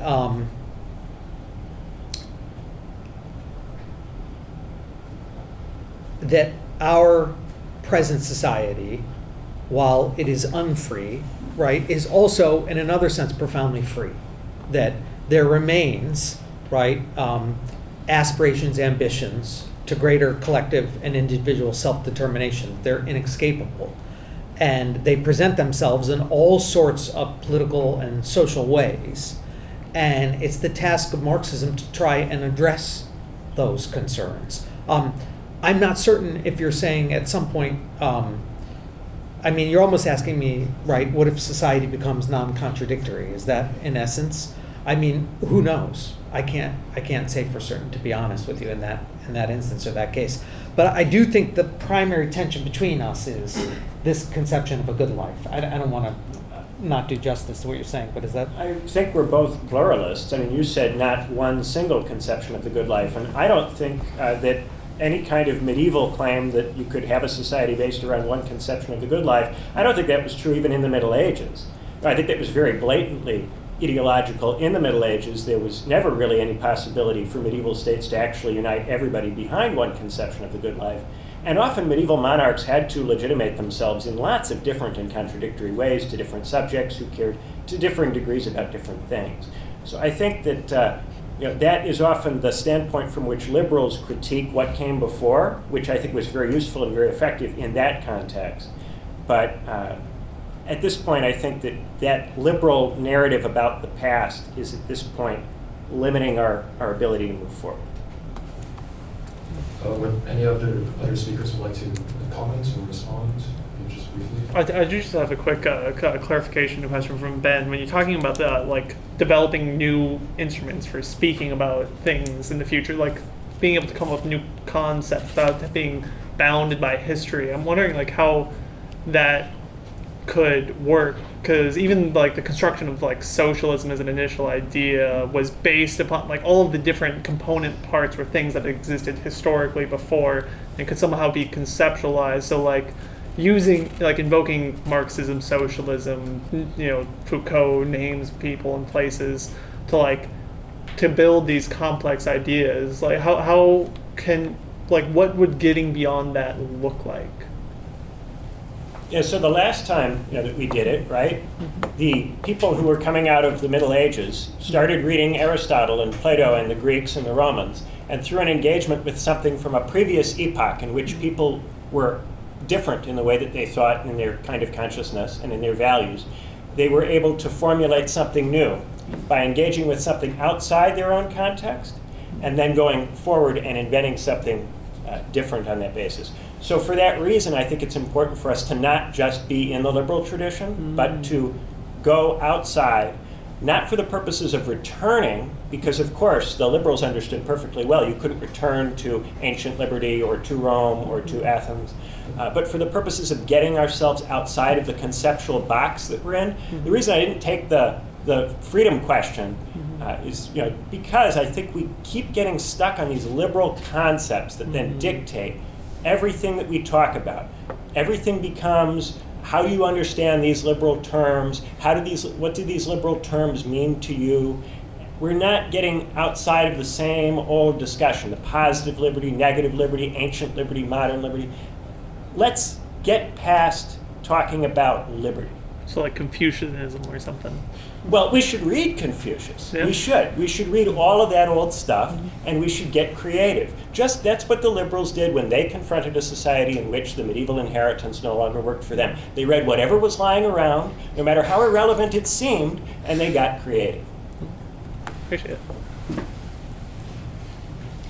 Yeah, I was actually going to bring up this Confucius thing because this is actually like, you know, if nothing is done for freedom, if people don't want to be free whatsoever, I say the center of gravity is probably going to move over there. You know, there's this guy, Daniel A. Bell, not to be confused with Daniel Bell, the post-industrialist guy, but he was a professor. I think he was like the dean at Shandong University. He's from Canada, but he's the dean at Shandong University. He's a professor at Tsinghua University for a while. And he came out with this book, Just Hierarchy, in 2020. It was published in February 2020, just to show that it's like cursed by all the gods, like it's when the plague was unleashed. But this is actually a very like live political discourse in China. This is the last chapter of Marxism, I suppose, technically, because that's where, you know, there's a billion Marxists, and where they produce more than half the world's steel and a third of the world's manufacturing, and they are articulating, this Canadian professor and his Chinese co-author, why hierarchy is good, why we need a hierarchical society, and they're relying on Confucius, and they're relying on this stupid bullshit about how, you know, respect your elders. It's we're justifying like political hierarchy, like a state that governs a billion people with like this respect your elders Confucian crap. And this is a live thing, and it's like what this sort of discourse about how, oh, we should talk about tradition and the good and like all this stuff, it's just an alibi for people to justify hierarchy. They're doing it in a very popular form right now, and it's a bad way to go. I say we go with freedom. I say we do that by living free, and that we could take over the society that we compose and actually, you know, run it in our own interests, which we can do through direct action. If we, you know, some people want a majoritarian sort of like get enough votes, take over the government. Look, if we ever have a majority, we already have the power. Just saying. How can I follow that? I guess not Confucius, but this is I don't need a microphone. maybe Buddhist philosophy. Insane. My name is Ryan. I'm a member of the Spartacus League, the Trotskyist organization, American section of the International Communist. Now, we're revolutionary Marxists, and Marxism, above all, is a guide to action in the fight for the emancipation of the working class. Today, we are witnessing the breakdown of U.S. hegemony of the liberal world order. And the examples, of course, are the deadly and destructive response to the COVID pandemic, the Ukraine war, the imperialist-sponsored genocide in Gaza. But the job of Marxists is to provide answers, a road forward, to sweep the liberals away who are obstructing that road forward. You know, just to give a couple of examples, in terms of Gaza, we defend the Palestinians. However, the Hamas strategy is a strategy of defeat and death. And the calls for ceasefire, it leaves the horrific status quo in place. And BDS, well, appeals to the imperialists, the better imperialists, good imperialists, is just another road to defeat. What we counterpose is exploiting the fissures in Israeli society. Break up that society along class lines. The Hebrew-speaking workers must inscribe on that banner the liberation of the Palestinian masses. And another example is here in the States. You've just had this huge strike in the core of American capitalist industry, in the United Auto Workers. Now, the UAW tops What they're saying is, well, be happy, you've just won a tremendous victory. However, the contract does not give workers what they need. No, that's why we say 25% is not enough. Detroit is still the most segregated city in the United States. We need to fight for black liberation, and that's what needed to be inscribed on the banner of the striking UAW workers. So I'd like to know what the panel thinks the road forward is. What Marxists need to do to fight for the emancipation of the working class, the liberation of black people, the liberation of Palestinians. Thank you. I think you can respond at your desire. Yeah, so I'll just say, for my part, we need to advocate for, I mean, in many places, revolutionary change. I mean, overall revolutionary change. We need to advance to a form of society where we don't see this type of thing happening as easily. So we need greater control to the masses. We need globalization. And then we need to support lesser evils at times, as unfortunate as it is. So I guess I'll just say free Palestine, Slava Ukraine, and and Black Lives Matter. All the good things, and not the bad things. If I could add, actually I should have said this earlier, if I could add on to the gentleman's question, you mentioned like sweeping the liberals, like Marxists need to sweep the liberals. We've been talking a lot about liberalism, but what would it mean for the Marxists to sweep the liberals if that's the goal of Marxism? Right. Somebody else can answer that. Or is that even desirable? No, to take sweep it. the liberals? No, you should take it. You haven't answered yet. Hi, resident liberal. So I think in regards to sweeping the liberal aspect, speaking as someone that would be going to the dustbin perhaps, I'm reminded of the example of Milwaukee. For those who don't know, Milwaukee, Minnesota, I have an idea. Milwaukee, Wisconsin elected 3 socialist mayors. They governed the city for most of the early part of the 20th century. We can debate on how socialistic they were, but they wanted to take over industry. The thing that worked really well for them is that they actually got into power in the decade or so before they took the mayor's office. They were on the city council, the school board, the park board, etc., etc. And once they were in power, they actually demonstrated this is an alternative that can be done. Americans are very pragmatic people. If we want to demonstrate that a better world is possible, well, you've got to actually start doing it. There is a tendency on the left to be like, well, after the revolution, we'll demonstrate everything. No, I think we've got to start local. We've got to demonstrate that this isn't far-fetched. This is actually something we can do now. Even if, and I fully acknowledge this, getting 10 more socialists in the Chicago City Council probably won't be of tremendous use to Palestine, but that's where we've got to start. The best time for it would have been 50 years ago. The second best time is right now. Not a Marxist, but I do want to change things, so I'm sorry I don't have a battle plan for you either. I think it would be somewhat ridiculous to come up with something like that at this stage. However, I just want to say that really what we need more of is direct action. And one good thing that we should do is, not prevent that from happening when it's happening. For instance, just like a week ago in Tacoma, people were trying to block a weapons shipment that was heading out to Israel. And apparently the organizers of that were more interested in that being a photo op, because they basically had everyone believe that the shipment was being blocked, even though they had known, they had been made aware that army troops had been brought in to replace the workers to load the ships. So they had hundreds of people there who were ready to stop it, but they had them marching around in circles doing nothing while the thing was happening so that they could take photos and put it on the gram and whatever, and it didn't happen. We have a lot of left-wing activism stuff that's like that. That's just do it for the symbolism, do it for, I don't know why these people do it, but it's ridiculous. And yeah, I have no idea. But that's just one example. You know, people are ready to do direct action at times. And if we take those precious moments and just squander them, then we're going to get nowhere. But the more we do that, the more we publicize it, the more people become aware of their own power, their actual power. Not, lining up to vote for the names that are handed out to us. Not, begging for things that are just not going to be given to us when we have zero leverage.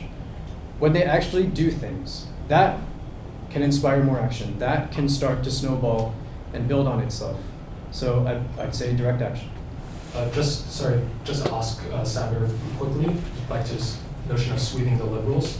So we consider sweeping the liberals. We consider liberalism as an obstacle to anarchism at the moment, as an obstacle to direct action. I mean, everything's an obstacle to anarchism. We live in liberalism everywhere. It's like the river we're swimming in. I don't know what.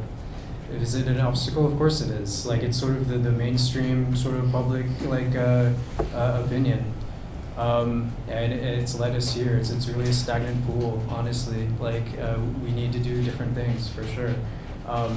Sweep it. I don't know what that means necessarily. I just provide a better example is what I'm going for. Ridicule these people. That's kind of what I want to do. Anyone else? Out of that. Yeah, a lot of questions. Yeah, we got to get to some more questions. So we'll move on.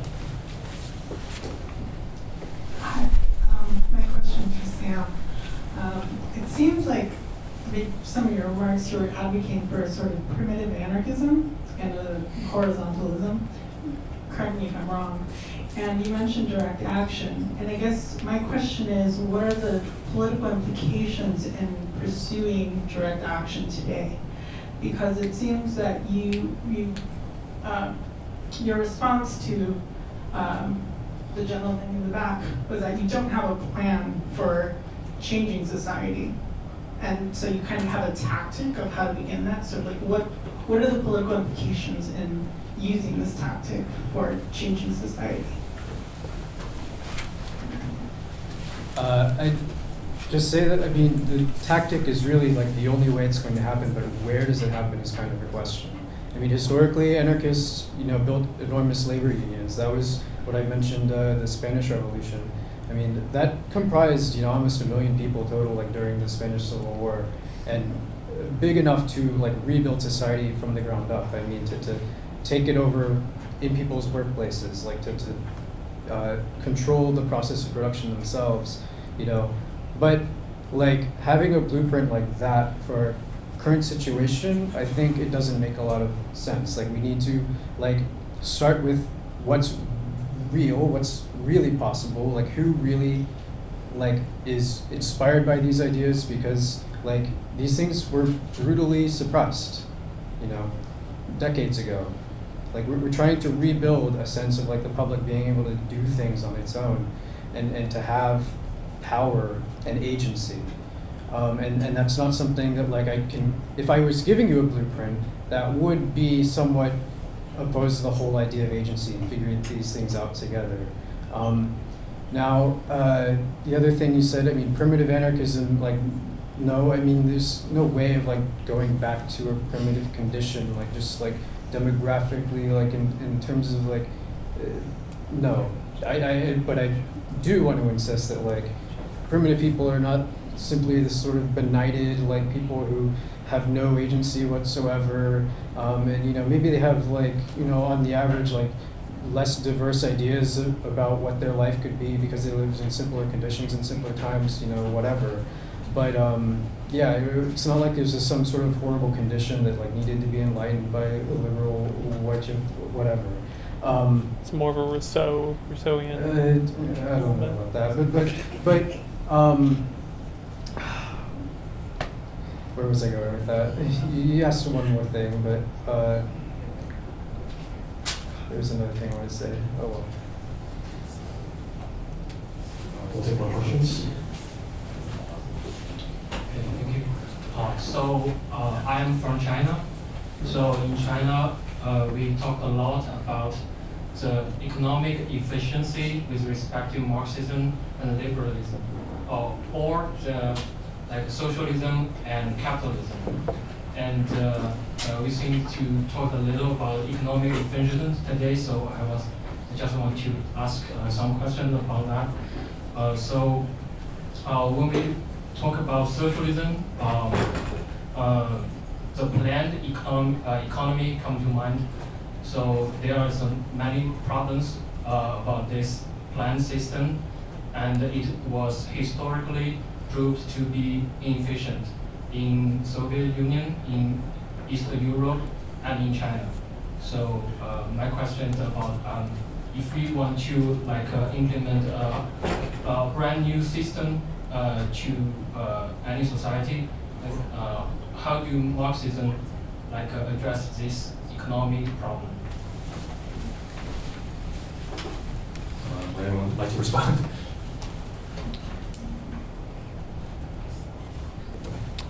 Not a group of economists, I suppose. Yeah, I mean, everybody has, I suppose, their different individual ideas about how to solve that. For us on the market socialisty end, I imagine the idea is to use markets to the extent like a weaning off period, like as technology advances, and like not just technology like computing technology, but the technology of bureaucracy, the technology of centralization advances. There are ways that you can centralize parts of the economy in ways that you weren't feasibly able to before, likely enough. And that also needs to come with like safeguards and just like the concentration of power and how much democracy you have in an institution would also affect that. But like, could we like nationalize a resource, decommodify housing? Probably, yeah. Like in the somewhat near future, I would say. Yeah. Anybody else? Yeah. The question of efficiency is a rationality of means and ends, right? You're trying to get the maximum possible means with the minimal input of, or maximum possible ends with the minimal input of means. That's sort of the whole logic of it. It applies in capitalism and market competition, and it certainly applies in China. Now the question is, who decides ends? What are the ends for which we're producing? Because the ultimate result has been in China, as well as in capitalism, like it's all capitalism, but as well as in liberal, like our capitalism here in the United States. The ends are not determined by the people. They're not determined by us. We have made a much more efficient economy than ever existed in the history of the planet, right? But all of the time that could have been saved in production has just resulted in more production instead of more free time. I'm of the opinion, and I think a lot of people are maybe of the opinion, that we could have a lot more free time and should have a lot more free time with the level of technology and efficiency that has been unlocked sort of by techniques. So that's where I stand on that. You have to think about like, what are the ends, who decides them, and like why are we not talking about the ends at all? Why are we always talking about getting more and more efficient? Like, to what end if we like still work the same hours? Like it just made our jobs like less grueling but more boring. It's like that's not really an improvement on human life, you know. I'd just like to add on to this question, just very briefly, to make it, like to build on this question of economic planning, there's a question of the state and the liberal criticism of Marxism, or socialism generally. Maybe accepting anarchism is actually a form of statism. It's actually a form of coercion. It necessitates coercion in order to maintain this form of socialism. So I don't know if other speakers would like to respond to that, like very typical liberal criticism. You looked a bit keen up there.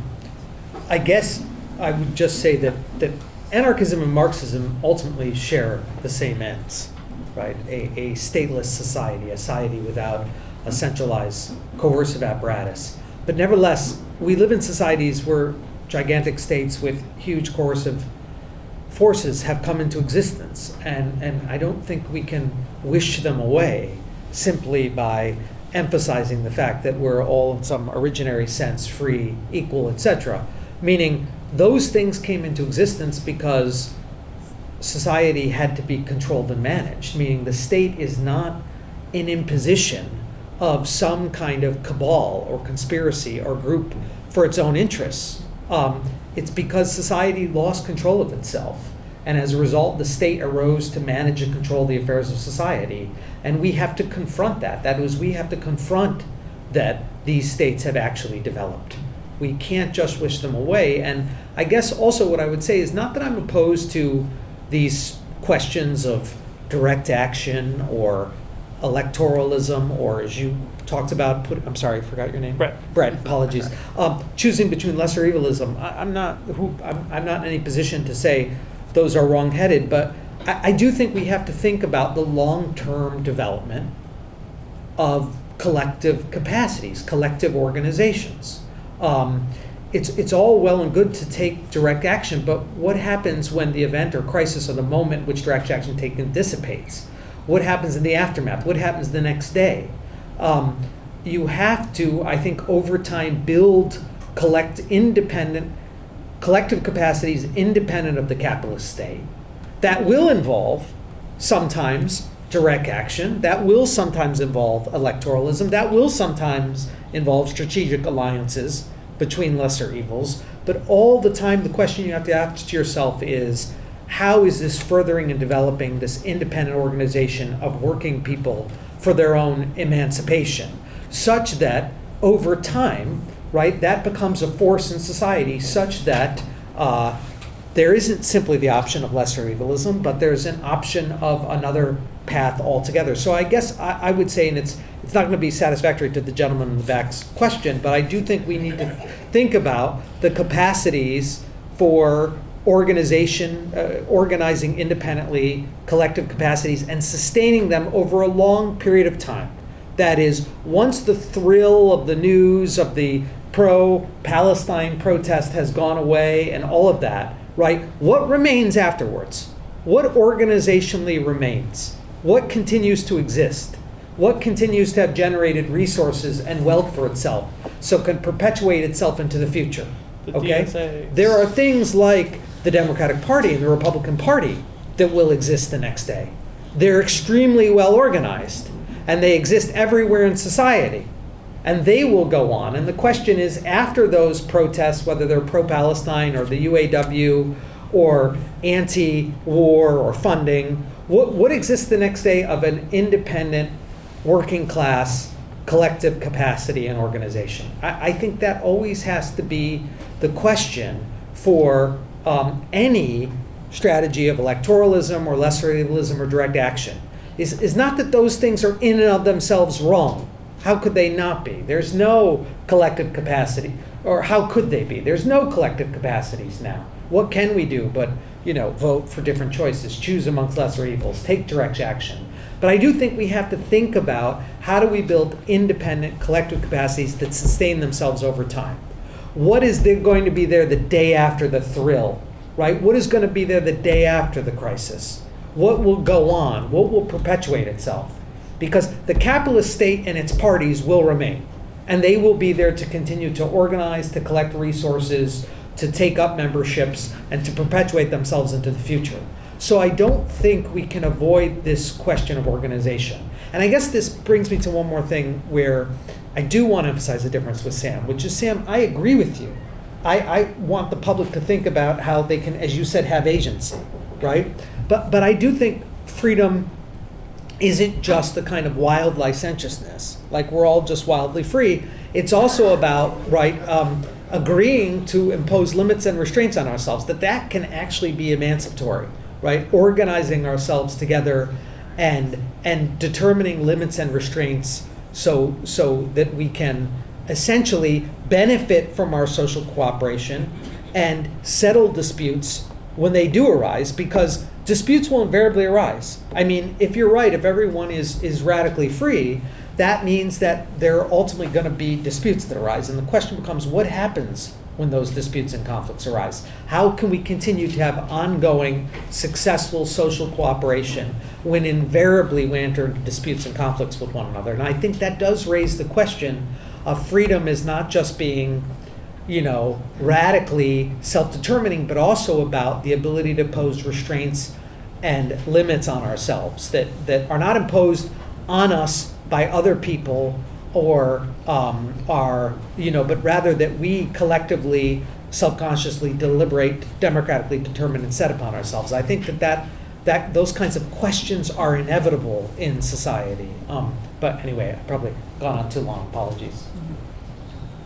I would just say I don't think we're ever getting rid of polities because we don't agree on the nature of the good. We will have disagreements about that. So of course we can't get rid of polities because we will not all spontaneously resolve those disagreements of our own accord without anybody's help.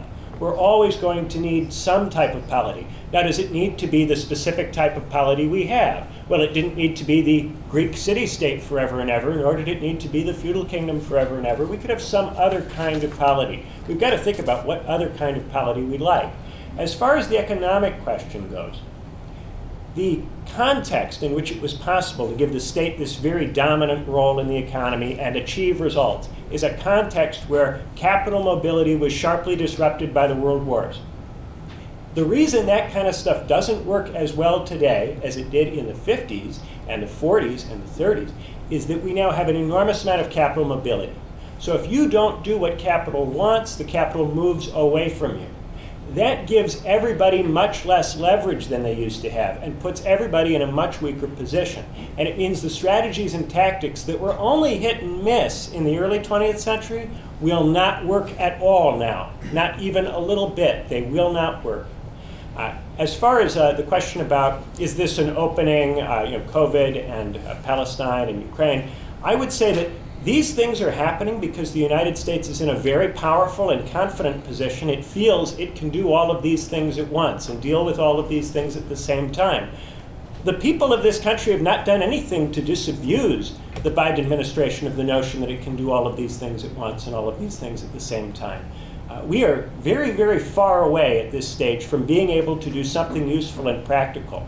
And for that reason, I think we need to go into despair. We need a dose of Sephiroth. We need to be given despair in the way that he gives Super Smash Brothers despair, right? We need to really reckon with the uselessness of what we have inherited and come up with new things. And that means, of course, I do not advocate going back to the particular model of development that was deployed during the Cold War in any part of the world. Fordism, the Soviet model, the Maoist model, any of those models. I think we'll take one more question. Oh, yeah, respond to because they addressed him directly. Sure, but keep it brief. Yeah, I can keep it really brief. Anarchists are not against organizations, never been the case. We build enormous organizations before. It just has to be built by the people directly. It has to be constantly, accountable and responsive to the base, which is what the anarchist unions in Spain were. And when the Bolsheviks were confronted with independent working class organization that was capable of running the economy, like in Kronstadt, they rolled out the artillery. So that's sort of the history of Marxism on that score. And yeah, it's sort of all I had to say. Licentiousness only on the weekends.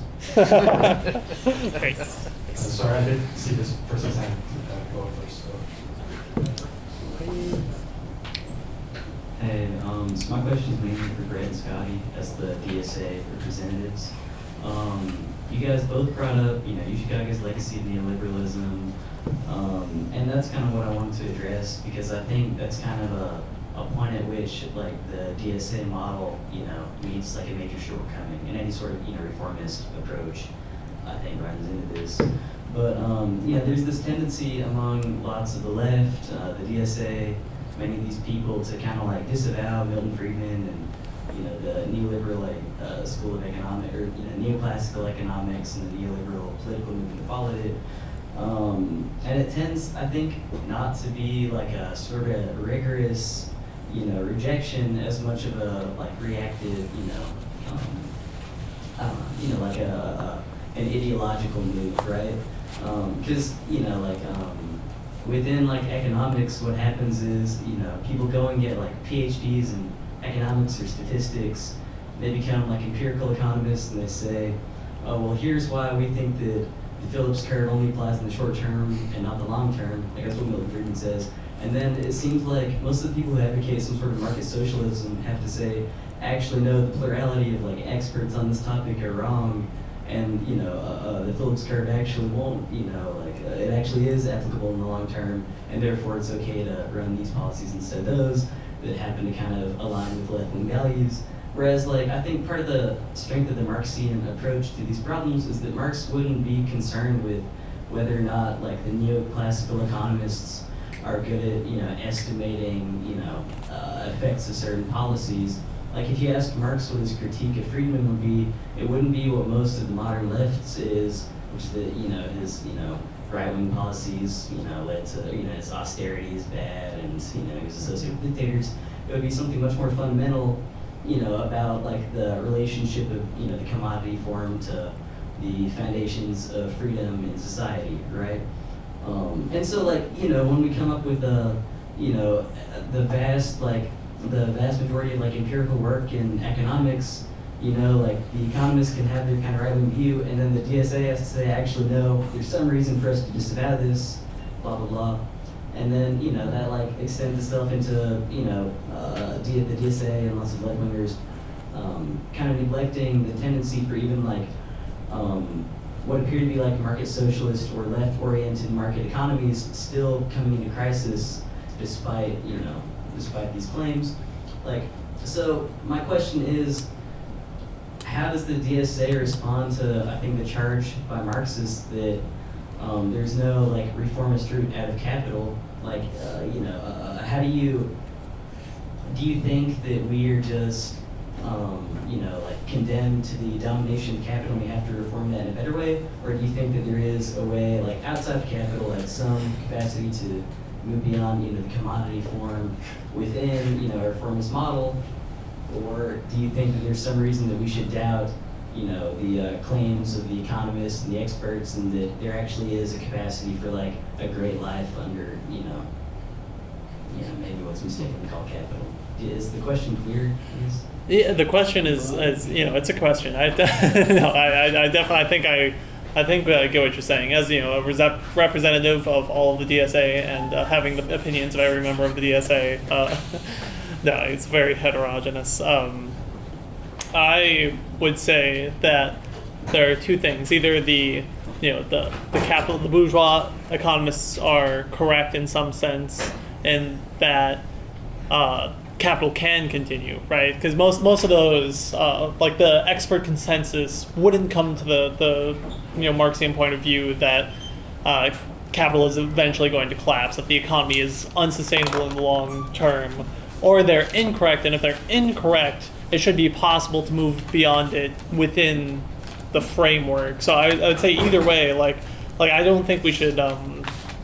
We shouldn't throw out economics as an entire category of sociological science, and we shouldn't just pick and choose whichever economists agree with our particular view at the time. But we can go from the principles of the goals that we're looking for, which are not just market efficiency, because market efficiency, how that is structured, like that is used by the majority of economists, is in a sense an ideological framework that has different end goals than we do. So we can use those different end goals to disagree with the majority of economists, even if we're not disagreeing on empirical grounds of in their field of being an economist. Though I think we should have more socialist economists of all varieties.